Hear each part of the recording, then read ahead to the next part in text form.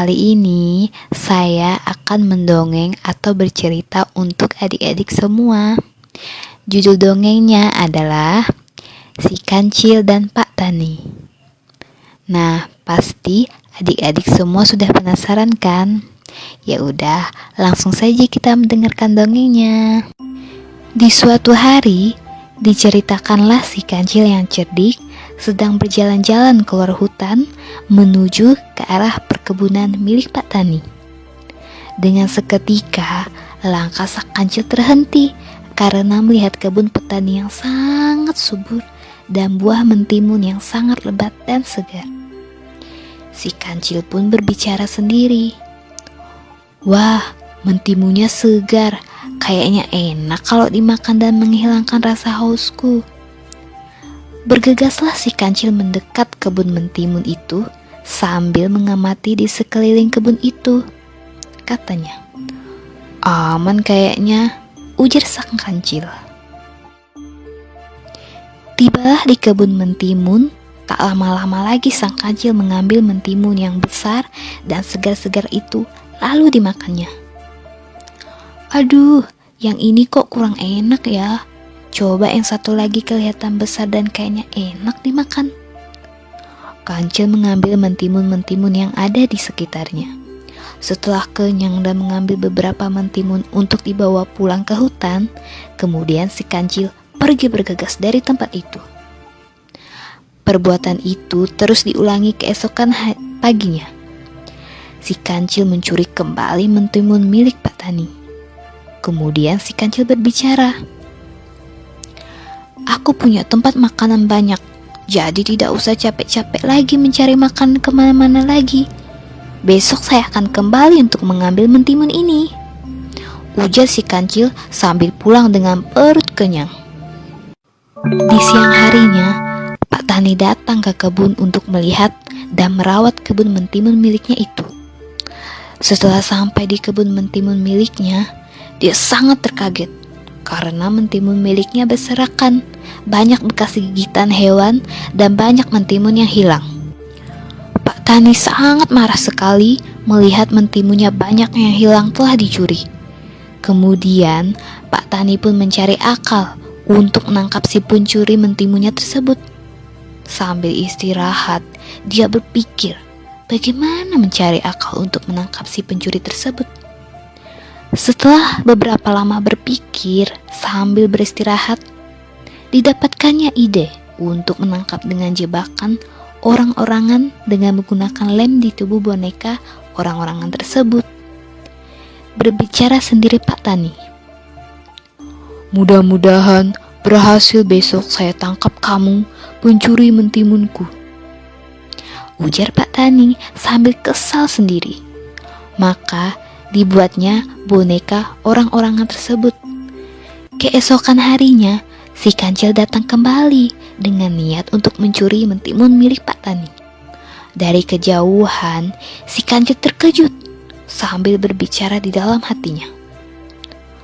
Kok Pak Tani pagi-pagi sudah ada di kebun? Padahal hari-hari sebelumnya tidak pernah ada di pagi hari. Gerutu si kancil sambil menyelinap di semak-semak untuk mengawasi Pak Tani tersebut, sambil mendekati karena sangat penasaran. Setelah mendekat di dalam semak, si kancil ketawa sendiri. Hahaha, emang saya bodoh. Pak Tani membuat boneka orang-orangan. Dia pikir saya dibodohi. Saya kan si kancil yang cerdik, ujarnya sambil mendekati kebun tersebut. Kancil memang cerdik, tapi dia tidak menyangka bahwa boneka orang-orangan itu dipasangi lem untuk menjebaknya. Dengan tenang, si kancil mendekati boneka itu sambil menendang-nendang sambil mengejek Pak Tani. Tetapi siapa disangka kaki si kancil satu persatu tidak bisa dilepaskan menempel di boneka orang-orangan itu. Si kancil pun sangat kaget dan dia terperangkap di boneka tersebut sangat kuat. Kemudian datanglah Pak Tani tersebut dengan senang dan sangat kesal. Dia memergoki si kancil yang sudah terperangkap di boneka itu. ditangkaplah si kancil dan dibawa ke rumahnya untuk dikurung. Malangnya, si kancil yang telah tertangkap oleh Pak Tani dan dikurunglah dia. Di malam hari, kancil berpikir untuk mencari cara untuk bisa kabur dari kurungannya. Si kancil yang cerdik kemudian mendapat cara untuk lolos dari kurungannya tersebut. Dan di malam itu, si kancil dijaga oleh anjing milik Pak Tani.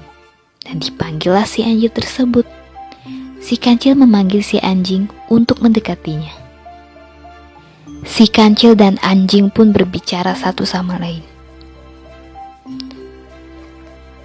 "Sang anjing," kata si kancil, "ada apa kamu memanggilku?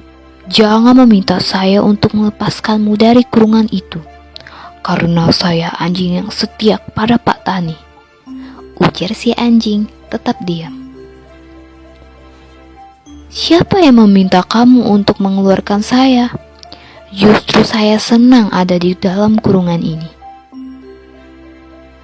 "Dasar kancil bodoh, dia senang dikurung. Tahu-tahu besok akan dibuat sembelih untuk dimasak." "Aku senang sekali. Besok aku akan diajak makan-makan di pesta Pak Lurah.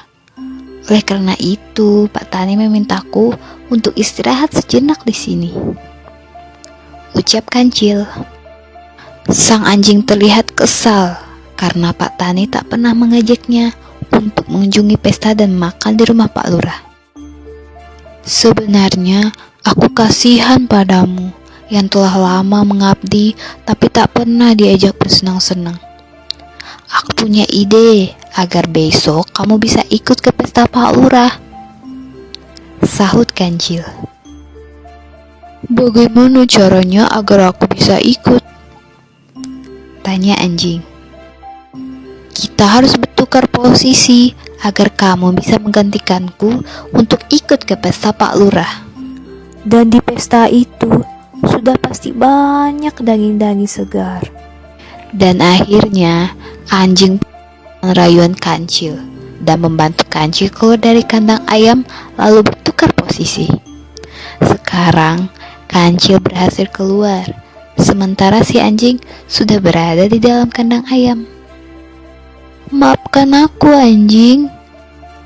Sebenarnya tidak ada pesta di rumah Pak Lurah. Aku hanya membohongimu agar bisa keluar dari kurungan ini," kata kancil sambil tertawa. Betapa kesalnya si anjing, sehingga ia melontarkan sumpah serapah untuk si kancil. Tetapi sudah terlambat karena kancil telah berhasil bebas dan pergi berlari menuju hutan. Nah, itu tadi cerita si kancil dan Pak Tani. Jadi, pesan moralnya adalah janganlah kita melakukan kejahatan atau mencuri. Karena sepandai-pandainya kita, suatu hari akan ketahuan.